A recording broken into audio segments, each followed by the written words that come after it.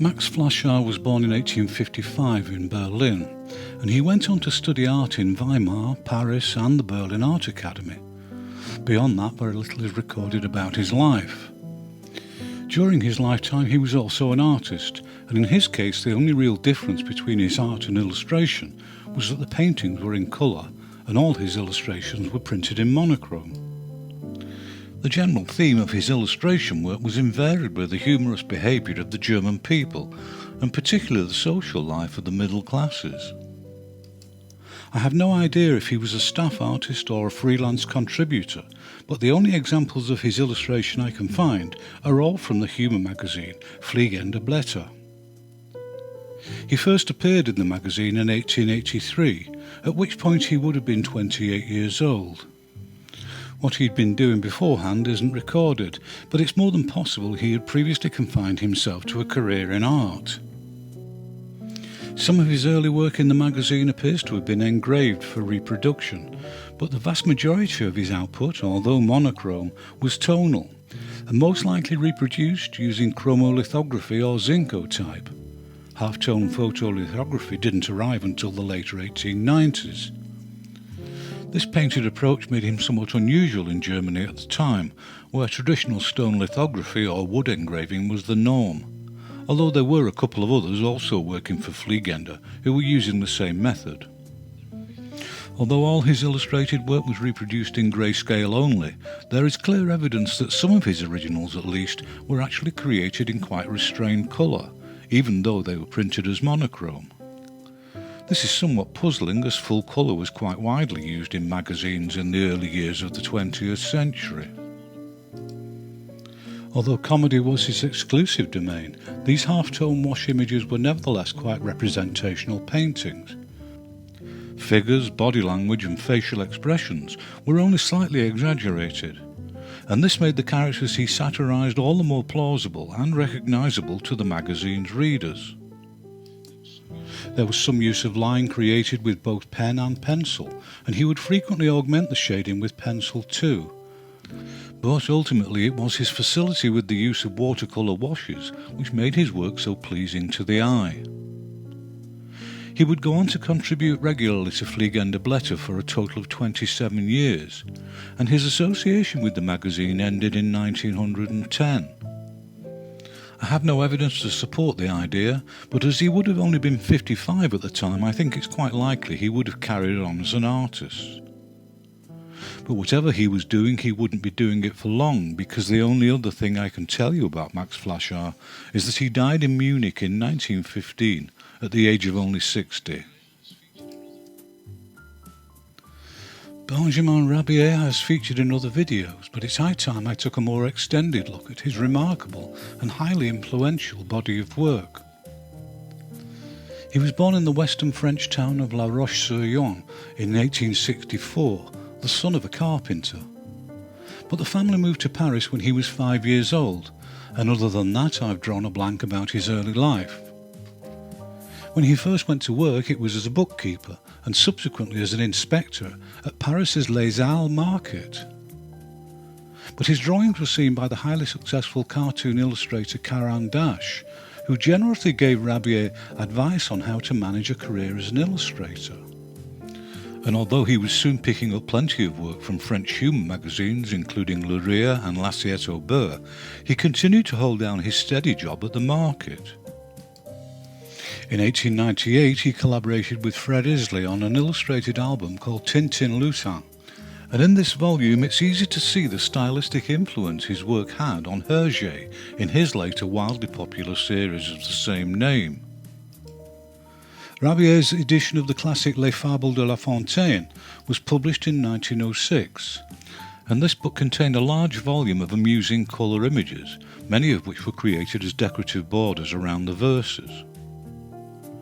In 1910 he finally gave up his job at the market, and he spent most of the next 3 years working on a contemporary adaptation of Comte de Buffon's 18th century natural history.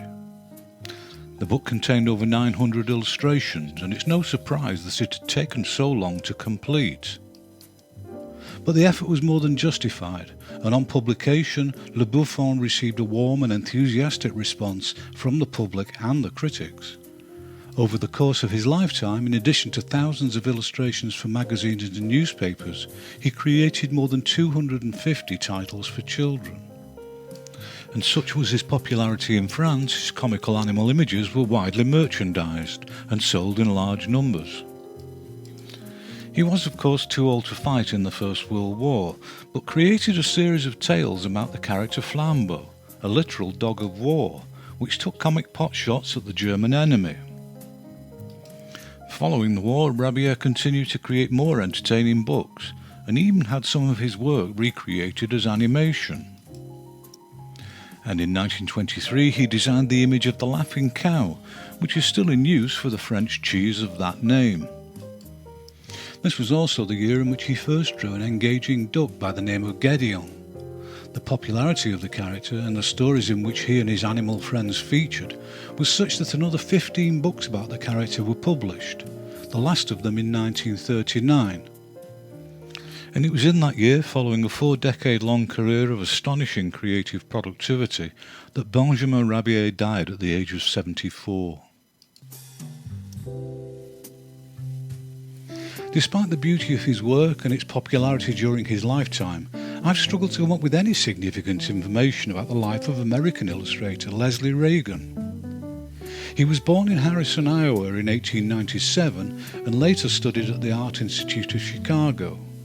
And it's recorded that he also served as a fighter pilot in World War I.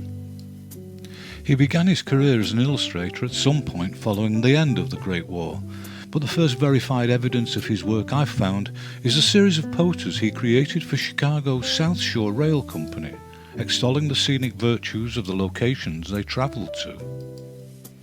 The earliest of these is from 1920, and stylistically they were a fairly unusual collision of expressionistic painterly techniques and the posterization which had begun a decade earlier with the designers and artists of the Vienna Secession.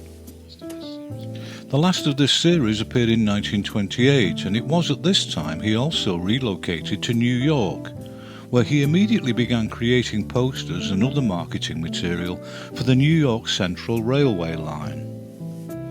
The first of these was published in 1929, and initially he carried on in a similar vein to what he'd been producing in Chicago, with dramatic views of the company's destinations. But by now his earlier expressionistic style had undergone a significant transformation into something altogether more representational and visually dynamic. And it was during his association with New York Central that he also increasingly turned his focus away from evocations of the destinations towards images which centred on the sleek modernist beauty of the means of transport itself. And it was with these images that he really made his reputation throughout the late 1930s and into the 1950s. Although he had absorbed some influence from Art Deco in terms of the dynamic geometric underlying composition, his painted technique was both tonal and broadly realistic, and the evidence of his originals for sale at auction houses show that he was equally adept with the use of oil paint, gouache and watercolour. Despite the general lack of available information, it's recorded that Regan generally worked from photographic reference and a vivid imagination to create these posters.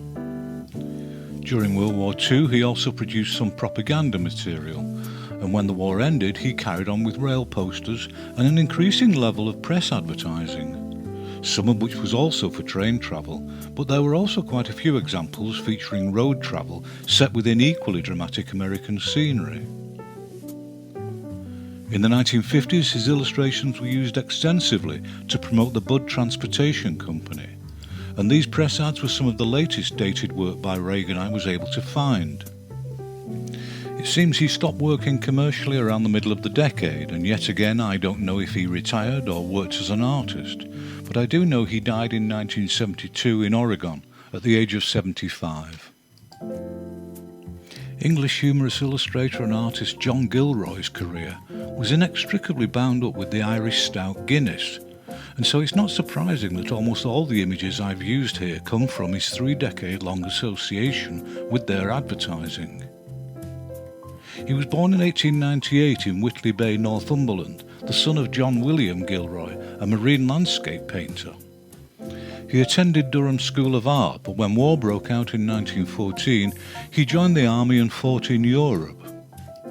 After the war ended, he continued his studies at the Royal College of Art in London, and following graduation, he also worked there as a teacher for a couple of years. In 1925, he took a job with the S.H. Benson advertising agency, and it was there in 1928 that Gilroy created his first poster for Guinness, featuring a zookeeper and a cast of animal characters with a totally spurious but comic involvement with the product. He would eventually go on to produce more than 100 press advertisements and nearly 50 poster designs for Guinness over 35 years, although he left the agency in the 1940s to work freelance.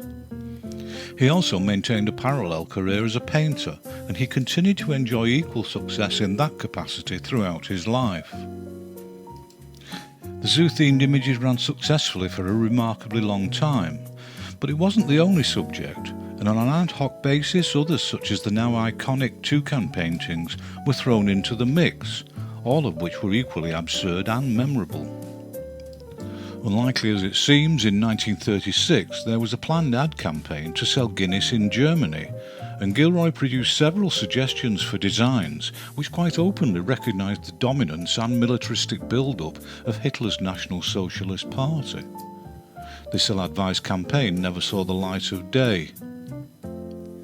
During the Second World War, Gilroy not only continued to produce a large volume of military-themed Guinness posters and press ads, but he also created quite a few typically cheerful domestic propaganda posters, which encouraged British civilians to do their bit for the war effort, and he brought the same level of imagination to these as his commercial work.